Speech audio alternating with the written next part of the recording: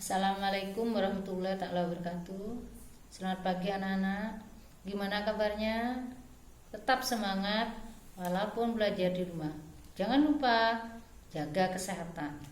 Pada video kali ini, Ibu akan membahas materi kelas 7 semester 1 bab 1 sub pokok bahasan, besaran pokok dan besaran turunan.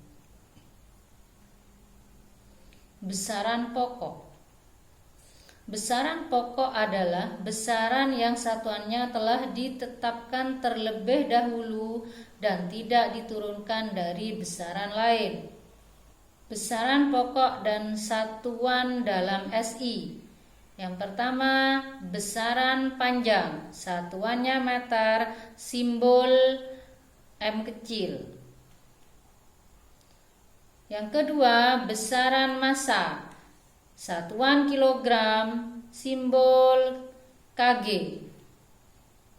Yang ketiga, besaran suhu, satuan Kelvin, simbol K.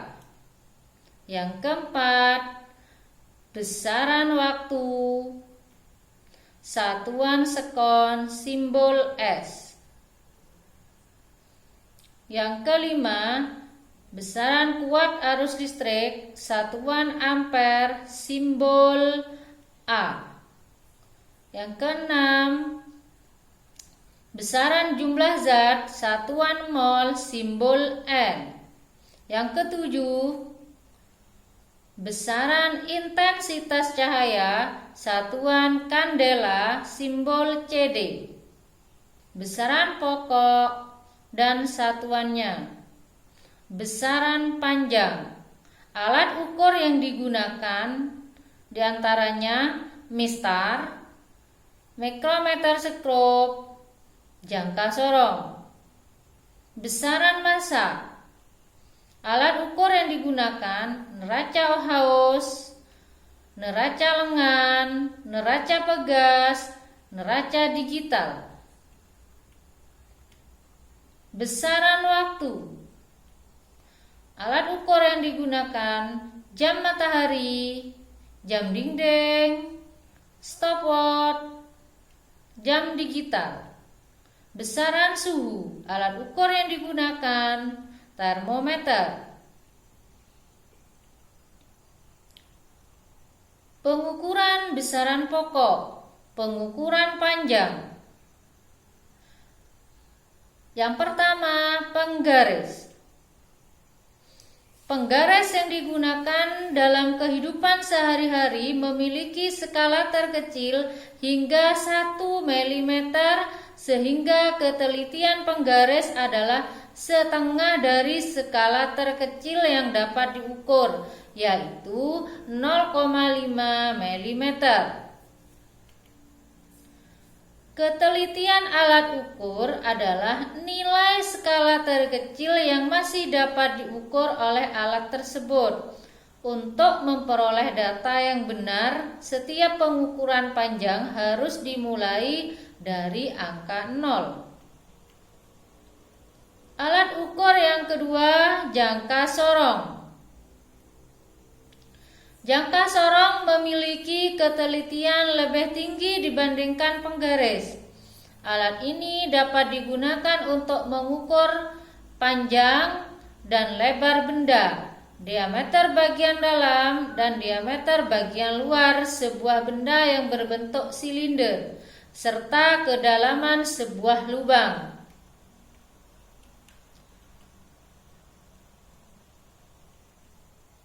Contoh soal jangka sorong. Tentukan hasil pengukuran pada gambar di atas dalam satuan cm. Caranya, pembacaan skala utama sama dengan 10 cm. Diperoleh angka 10 persis berseberangan dengan angka 0 pada skala nonius di sebelah kanannya. Pembacaan skala nonius sama dengan 0,02 cm diperoleh garis kedua setelah 0 pada skala nonius tepat lurus dengan skala utama atau garis di atasnya.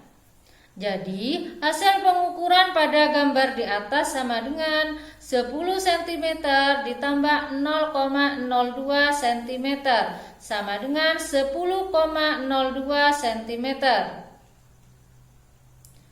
Alat ukur yang ketiga, mikrometer skop.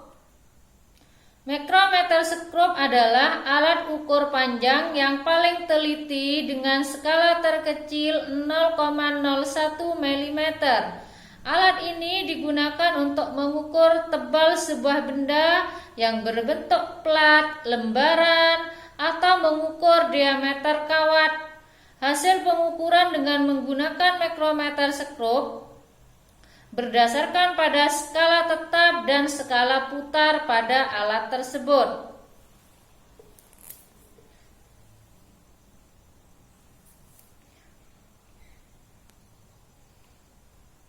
Contoh soal, mikrometer skop digunakan mengukur diameter kawat tembaga dengan data seperti pada gambar.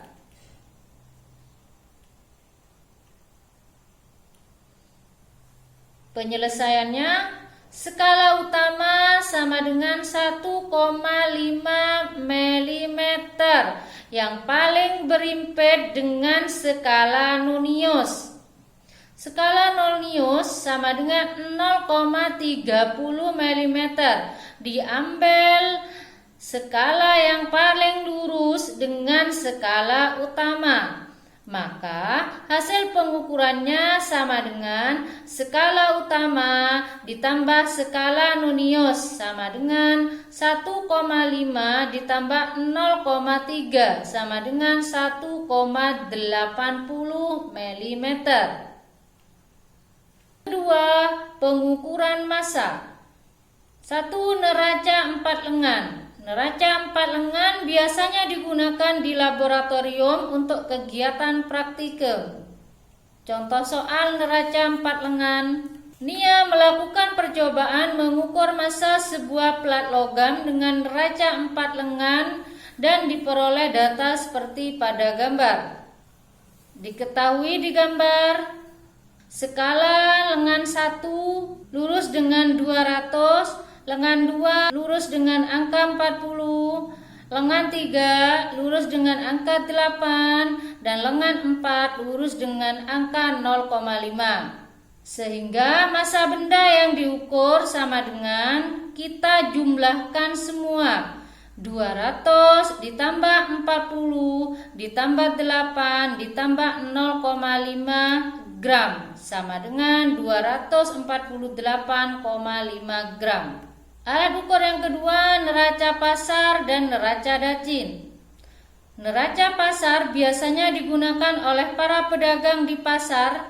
Neraca pasar digunakan untuk menimbang benda hingga 5 kg. Neraca dacin digunakan untuk mengukur massa benda hingga 100 kg.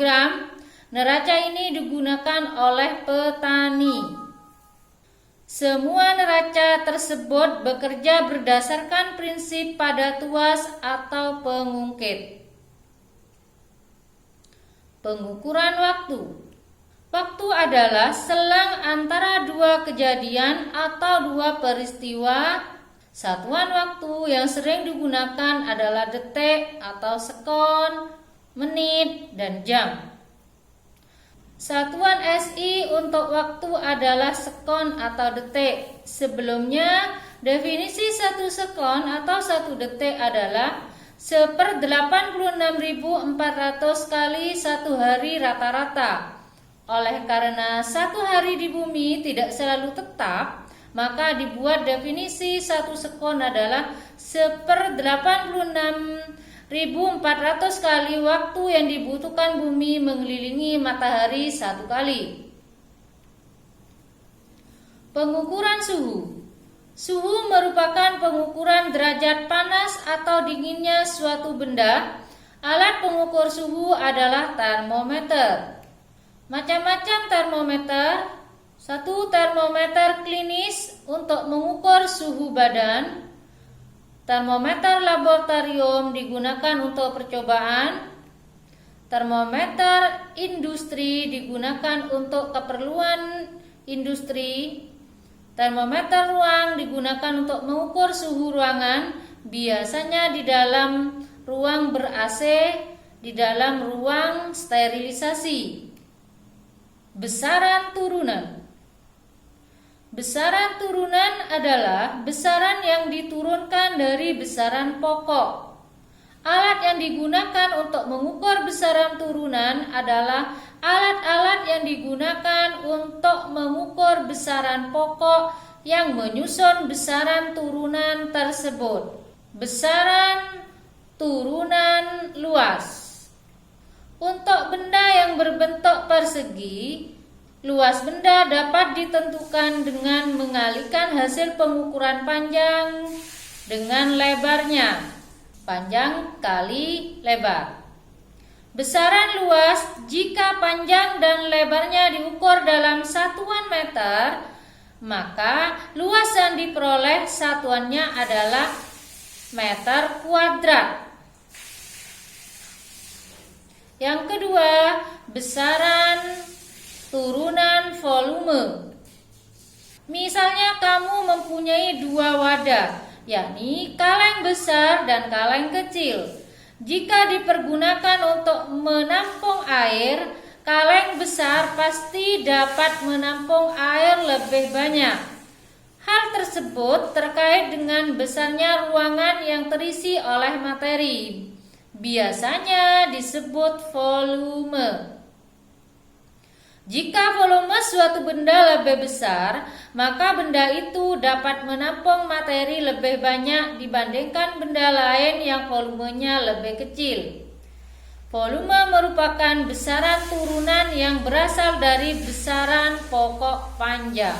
Volume benda padat yang bentuknya teratur, contohnya balok, dapat ditentukan dengan mengukur terlebih dahulu panjang, lebar, dan tingginya, kemudian mengalihkannya, panjang kali lebar kali tinggi. Jika panjang, lebar, dan tinggi diukur dalam satuan meter, maka volume yang diperoleh satuannya meter kubik. Bagaimana cara menentukan volume suatu zat cair?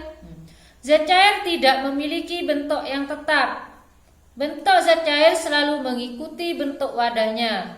Oleh karena itu, jika zat cair dituangkan ke dalam gelas ukur seperti ditunjukkan gambar, volume zat cair dapat dibaca pada skala sesuai ketinggian permukaan zat cair di dalam gelas ukur tersebut.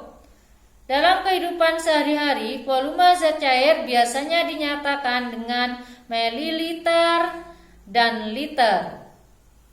Yang ketiga, konsentrasi larutan. Misalnya kamu membuat larutan gula dengan memasukkan gula ke dalam air, kemudian kamu cicipi. Jika kurang manis, kamu dapat menambahkan gula lagi. Makin banyak gula yang ditambahkan, makin manis rasa larutan itu. Selain rasa manis yang bersifat kualitatif, hasil indera pengecap, salah satu besaran yang dapat digunakan adalah konsentrasi larutan. Ada banyak cara untuk merumuskan konsentrasi larutan.